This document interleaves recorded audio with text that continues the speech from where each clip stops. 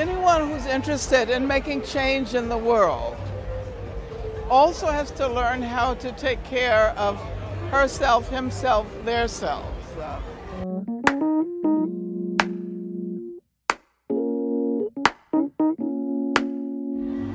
For a long time, activists did not necessarily think that it mattered to take care of themselves in terms of what they eat, in terms of mental self-care, corporal self-care, spiritual self-care. I know that there were some people who emphasized it. I'm thinking about one of the leaders of the Black Panther Party, Erica Huggins, who began to practice yoga and meditation in the 70s. And she encouraged many people, including Huey Newton and Bobby Seale, to join that practice. I think they did a little bit of it, but I think our movement would have been very different had we understood the importance of that kind of self-care.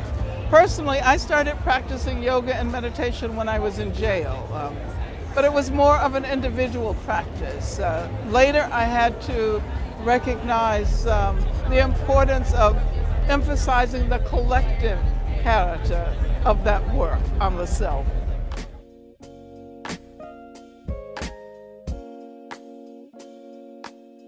Well, it means that we're able to bring our entire selves into the movement. It means that we incorporate into our work as activists ways of acknowledging and hopefully also moving beyond trauma. It means a holistic approach, I think.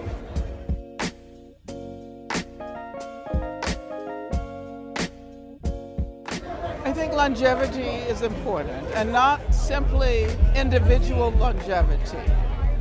It is equally important to recognize that as we develop our movement today, we're creating a terrain for the emergence of new activists. And what we do today has an impact on what younger people will be able to do tomorrow. I think we have to imagine ourselves as connected to people who came before us and to those who will come after us.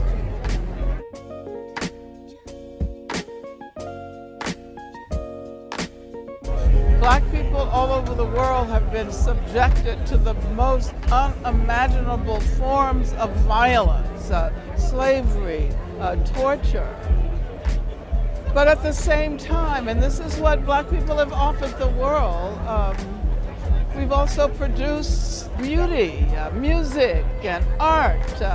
And I think that the self-care that gets produced by Black people recognizes the connection between struggle and art and beauty and the imagination.